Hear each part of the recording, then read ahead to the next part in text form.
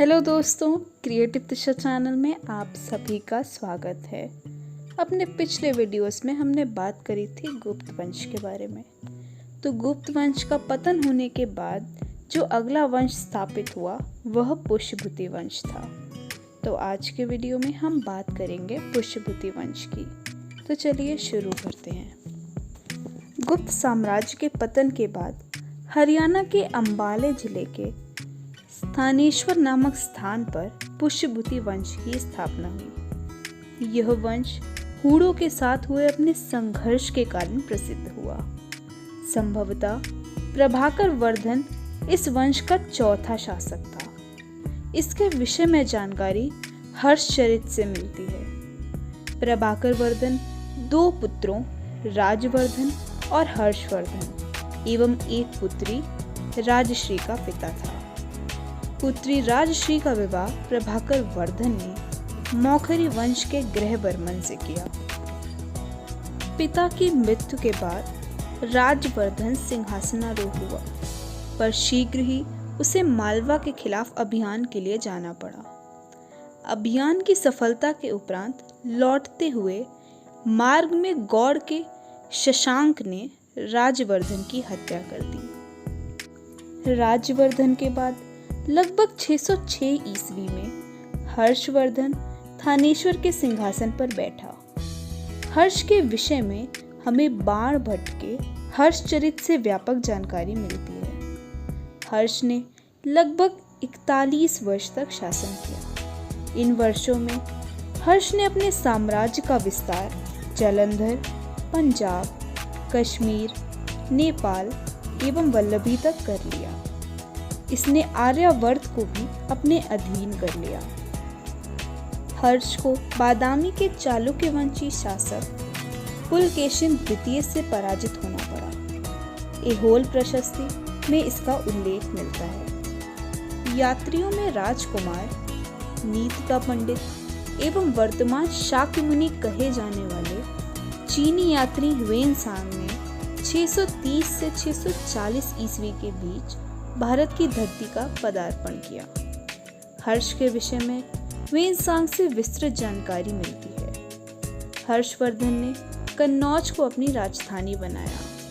हर्ष एक और नाम शिलादित्य से भी जाना जाता है।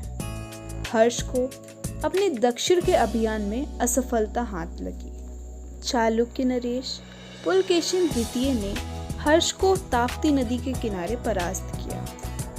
हर्ष एक प्रतिष्ठित नाटककार एवं कवि था। इसने नागानंद, रत्नावली एवं प्रियदर्शिका नामक नाटकों की रचना की। इसके दरबार की बाण, मयूर, हरिदत्त एवं जयसेन जैसे प्रसिद्ध कवि एवं लेखक शोभा बढ़ाते थे। हर्ष बौद्ध धर्म की महायान शाखा का समर्थक होने के साथ साथ विष्णु एवं शिव की स्तुति भी करता था। ऐसा माना जाता है कि हर्ष प्रतिदिन 500 ब्राह्मणों एवं 1000 बौद्ध भिक्षुओं को भोजन कराता था।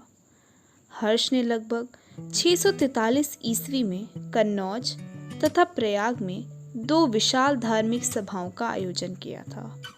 हर्ष द्वारा प्रयाग में आयोजित सभा को मोक्ष परिषद कहा गया है। हर्ष का दिन 3 भागों में बटा था।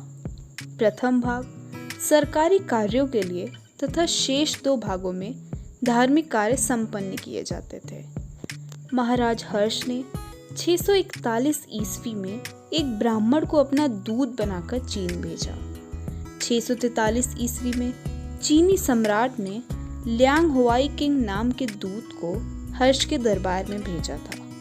लगभग 646 ईस्वी में एक और चीनी दूत मंडल लीन प्यायो एवं वाग हुआन से के नेतृत्व में हर्ष के दरबार में आया।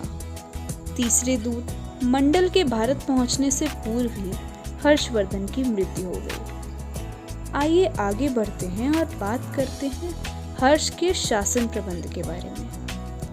हर्ष स्वयं प्रशासनिक व्यवस्था में व्यक्तिगत रूप से रुचि लेता था। सम्राट की सहायता के लिए एक मंत्री परिषद गठित की गई थी। बाण के अनुसार अवंत युद्ध और शांति का सर्वोच्च मंत्री था। सिंहनाद हर्ष का महासेनापति था। बाण ने हर्षचरित में इन पदों की व्याख्या कुछ इस प्रकार की। अवंती, इन्हें युद्ध और शांति का मंत्री बताया।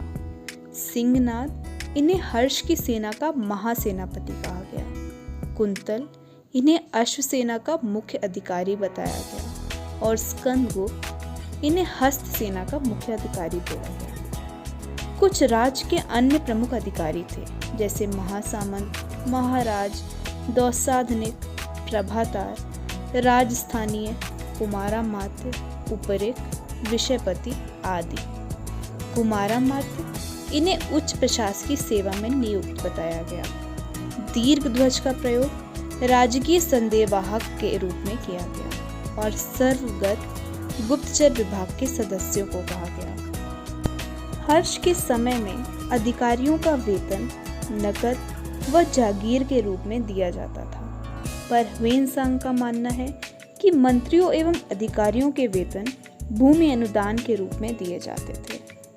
अधिकारियों एवं कर्मचारियों को नकद वेतन के बदले बड़े पैमाने पर भूखंड देने की प्रक्रिया से हर्ष काल में सामंतवाद अपने चरमोत्कर्ष पर पहुंच गया। हर्ष का प्रशासन गुप्त प्रशासन की अपेक्षाकृत अधिक सामंतिक एवं विकेंद्रीकृत हो गया। इस कारण सामंतों की कई श्रेणियां हो गईं। हर्ष के समय में राष्ट्रीय आय का 1/4 भाग उच्च कोटि के राज कर्मचारियों को वेतन या उपहार के रूप में, 1/4 भाग धार्मिक कार्यों के खर्च हेतु, 1/4 भाग शिक्षा के खर्च के लिए एवं 1/4 भाग राजा स्वयं अपने खर्च के लिए प्रयोग करता था। राजस्व के स्रोत के रूप में 3 प्रकार के करों का विवरण मिलता है: भाग, हिरण्य एवं वली। भाग या भूमिकर पदार्थ के रूप में लिया जाता था। हिरण्य नकद के रूप में लिया जाने वाला कर था। इस समय भूमिकर कृषि उत्पादन का 1/6 भाग वसूला जाता था। ह्वेनसांग के अनुसार हर्ष की सेना में करीब 5000 हाथी, 2000 घुड़सवार एवं 5000 पैदल सैनिक थे। कालांतर में हाथियों की संख्या बढ़कर करीब 60,000 एवं घुड़सवारों की संख्या 1 लाख तक पहुंची।